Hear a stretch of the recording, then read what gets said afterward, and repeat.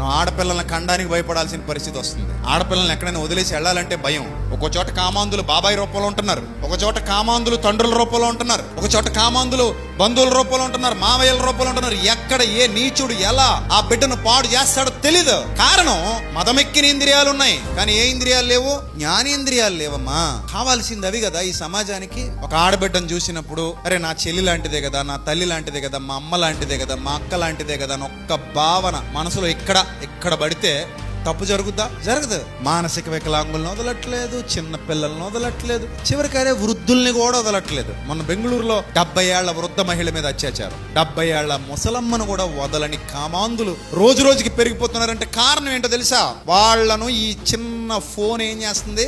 రెచ్చగొట్టేస్తుంది. ఇది ఎలాగా?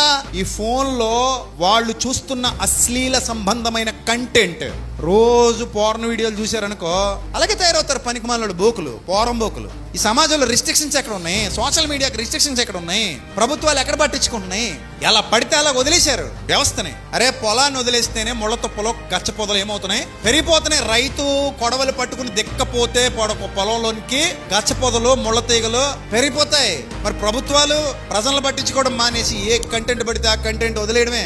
వెబ్ సిరీస్ల రూపంలో, సినిమాల రూపంలో, ఈ ఫోన్లో వచ్చే వీడియోల రూపంలో ఇష్టం వచ్చినట్టు వదిలేస్తుంటే ఇప్పుడు చూసి బాగుపడే వాళ్ళ సంఖ్య పెరుగుద్దా, పాడైపోయే వాళ్ళ సంఖ్య పెరుగుద్దా? అంతేనా? కారం కలుపుకుని తాగితే ఏం వస్తుంది? మంట వస్తుంది. మజ్జిగ తాగితే ఎలా ఉంటది? చల్లగా ఉంటది. లోపల వచ్చే మార్పులన్నిటికీ కారణం ఏమిటి? నువ్వు తీసుకునే పానీయం. ఇన్ ద సేమ్ సెన్స్ లోపలికి ఏది ఎక్కిస్తున్నావో అదే నిన్ను డీల్ చేస్తుంది.